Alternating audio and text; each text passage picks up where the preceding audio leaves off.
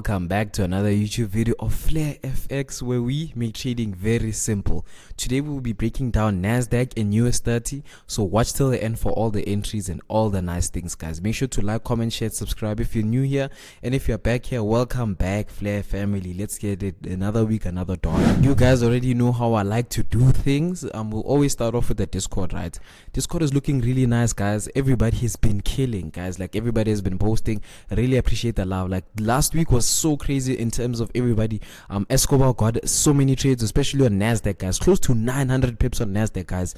Like, trust me, the Discord is a very, very good place, especially if you're someone who really wants to up their game. You get what I mean? It's wholeheartedly a good place. And then, as much as it is, there's a newsletter as well, which I will explain. I am hosting a special. It's a special offer. It's a one-on-one mentorship for $350 or $20. You will receive an advanced course, get access to Discord, lifetime signals, market breakdown, 30-minute Zoom session. You get one session per week, and then it's currency pairs and indice signals as well. You get what I mean? I'm only taking 5 clients. There's only 3 spots left, guys, so make sure to save your spot.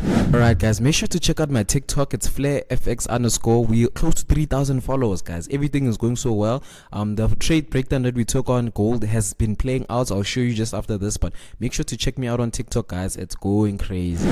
Alright, today's breakdown is NASDAQ and US30, but before that, I just want to really break down gold, because last week we took it. It's a good trade. I'll post the before here, and then this is the after, and then this is the entry. You get what I mean?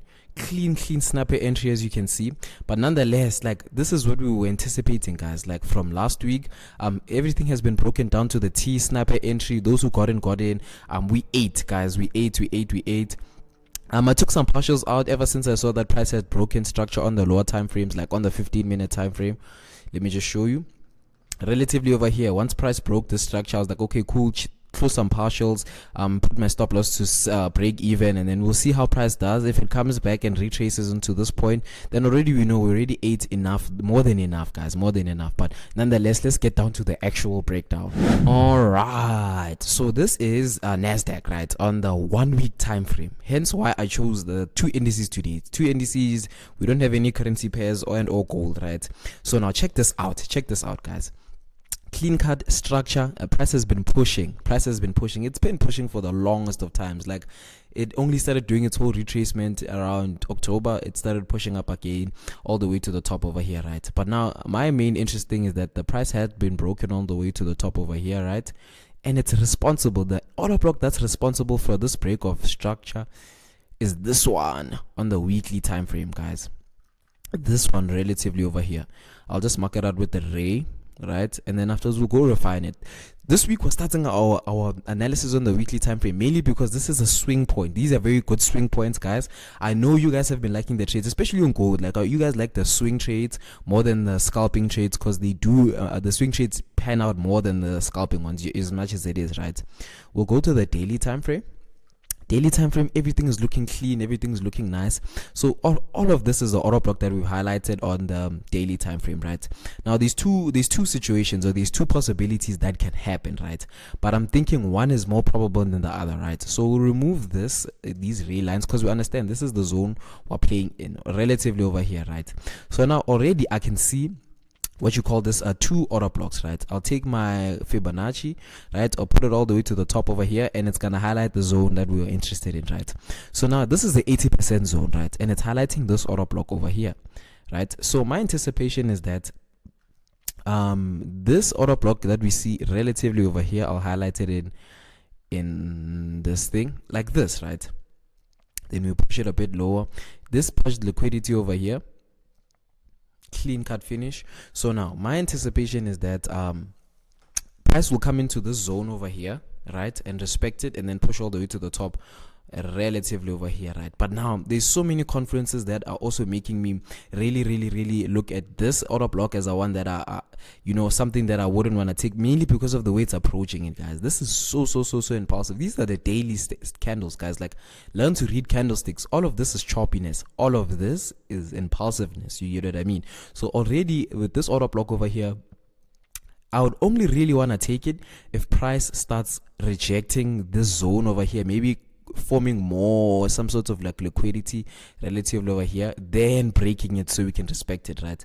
On the daily time frame, obviously there's entries that we can catch over here, so it is a very good zone.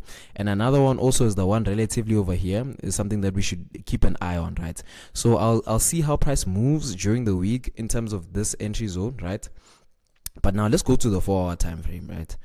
And the thing is, the main reason why I've paired NASDAQ and what do you call this, NASDAQ and US30 together, mainly because US30 already had reversed at the point, right? So I'll show you how it looks like. It looks really clean, but nonetheless, it's looking really nice even on the 4-hour time frame. But with this one on NASDAQ, right, basically, if you really want to make money from NASDAQ, this is the trade you're supposed to be taking next week, right?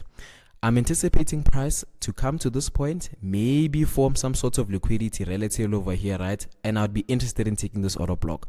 Once liquidity is formed, it will be broken, respect this order block, and then proceed to push up. This is on the daily time frame. Remember, guys, this is a very, very big order block. So waiting for the lower time frame confirmations on the 4-hour and a 1-hour time frame, something like a change of character, right? Then you can execute an order block relatively on the lower time frames to push price all the way to the top over here, right? So something like this, your entry should be looking relatively decent like this all the way to the top over here, mainly because this is a swing point, guys. There's a purge of liquidity, there's an order block, there's a huge push, and then there's some sort of correction. So it's what? It's consolidation, expansion, retracement all the way to the bottom over here, right? And then we take the entry and then we fly all the way to the top, guys. But nonetheless, let me show you US30 and the main reason why I paired these together. All right, so now this is what you call this German US30 on the 1-week time frame, right? Same as NASDAQ, the same way we're thinking. So this is the most prevalent high that we can genuinely see, and then this is probably the most lowest low we have currently, right? Obviously there's a one that's relative over here, maybe we might come and visit sooner or later, but for now the order block that I'm mainly interested in is the one that US30 kind of reacted off of, is genuinely this one, right? So now obviously when we go to the lower time frames, everything is gonna look more clean, and I'm gonna tell you why I feel like NASDAQ is gonna reverse us sooner than we actually think, right? So check this out. This is on the weekly time frame that we have highlighted. I'll remove these things, right? So look at this, right? Already some of the entry criteria that we look for, things that I talk about in the mentorship, guys, it is 350, guys. There's 3 seats left. So if you are watching this video and you get to see this chance, just understand these other guys who are just willing to take out that 350 for so much more value, guys. You've seen me break down these pairs, you've seen me do it week by week, and people have been eating. So just make sure to save your own seat, guys. Make sure to DM me on Instagram, or just make sure to click the link in the bio, and then it will send you straight to my contact list, right? But check it out. This is a purge of liquidity, guys, right? Purge of liquidity. This is the last bullish candlestick, right? Bearish candlestick, right? And look at how Dow Jones already respected this. Boom, it respected it. And already on NASDAQ, remember that the order block that we highlighted, right? This is the strong move. This is the whole retracement, and then prices push down, right? I'll go back to NASDAQ one more time so you guys can see what I'm talking about. This is NASDAQ. Look at this, guys. This is literally the same thing that happened on US30, right? The purge of liquidity, the order block, the strong proof, the whole consolidation, and then prices getting to this point. These pairs work hand in hand like GBP USD and Euro USD, right? So now I'm gonna go back to US30. Check that out, guys. Boom, this one has already respected the zone. If you were to someone that would understand, you would have probably executed relatively over here, right? TP relatively on this high, right? And then the stop loss would have been giving it some breather space, right? We can even go to the 4-hour time frame, right? Or even 15-minute time frame, because we already understand there's a reaction off of it, right? Maybe 1 hour, because everything is looking choppy. Maybe 2 hour, just to make everything look a little bit cleaner, right? But nonetheless, as you can already see, another way that this price has been approaching this order block is it's like a falling wedge, you know. This is a main reason why I wanted to really break this down, right? Can you see? This is a whole falling wedge. This is a whole reversal pattern, guys, right? And price is genuinely relatively on the third touch. So it's that's 1, that's 2, that's 3. So there's 2 things that can happen with US30 and NASDAQ, right?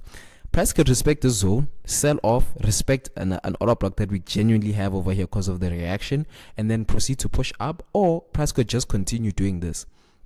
right? Price could break this, and then we could just genuinely wait for the retest, right? The retest, we could find it relatively by this zone over here, right? Support and resistance. Once price breaks this support and this resistance, we can expect it to come and play around this zone, maybe wake a bit, because this is what these pairs do.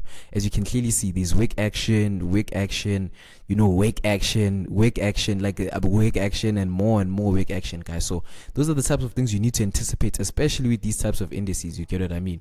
But nonetheless, let's see if we can catch an entry on the lower time frames, guys, because the price is a bit choppy. Like, as much as it is, when you start looking through different time frames to see something, you're definitely fishing for a setup. Like, you're looking for something that's not there. For now, I don't genuinely think I would execute anything from here. I know some of the traders in the Discord could use fair value gaps, a bit of imbalances. You know, everybody has their own cup of tea. But for me personally, I'll just wait for price to do its thing and then develop more price action. Hence why I don't trade on Mondays. Let price play out and then catch those nice entries. But nonetheless, guys, it's another week. It's another dollar. It's Mr. Flair signing out. Thank you for yet another week, guys. I know you guys have been enjoying the content. I've seen you guys. I've seen the comments. Let's just keep it going, guys. It's only April and the family is just growing bigger and bigger. I really